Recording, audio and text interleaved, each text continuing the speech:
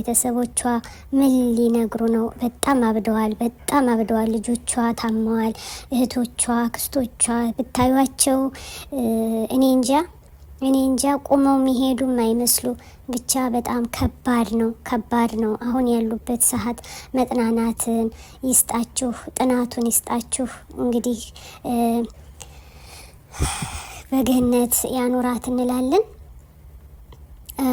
እንግዲህ የመሲ ህይወት እችናት በቃኝ ብላለች። እንግዲህ እዚህ ላይ ያበቃል ማለት ነው እና ሙስሊም ክርስቲያኑ በመሲ ልቡ እየተሰበረ አላምን ላላችሁ የቀብር ስነ ስርዓቱ ተፈጽሟል ማለት ነው እና ውድ ኢክራም ቤተሰቦች በጣም ልባችሁ ለተሰበረ እንግዲህ ከዚህ ጅዳ ላላችሁ እየደወላችሁ ቤተሰቦቻቸውን ማጽናናት ትችላላችሁ ማለት ነው።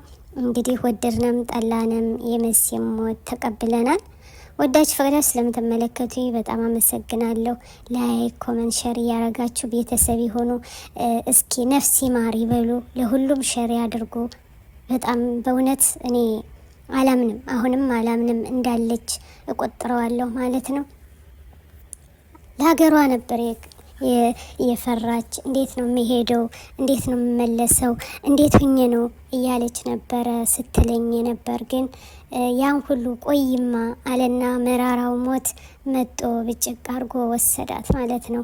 ግን ከእናቷ እጅ ላይ የሞተችው ሆስፒታል ደጃፍ ላይ እንደደረሱ ወዲያው ህይወቷ አለፈ ማለት ነው።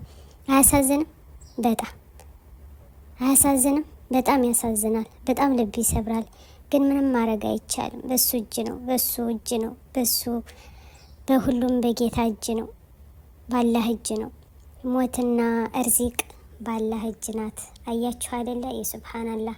እና እህት ወንድሞቼ ራሳችሁን ጠብቁ እላለሁኝ። ሀገራችን ሰላም አላህ ያድርግልን። በድጋሚ እስከምንገናኝ አሰላሙ አለይኩም ወራህመቱላሂ ወበረካቱ።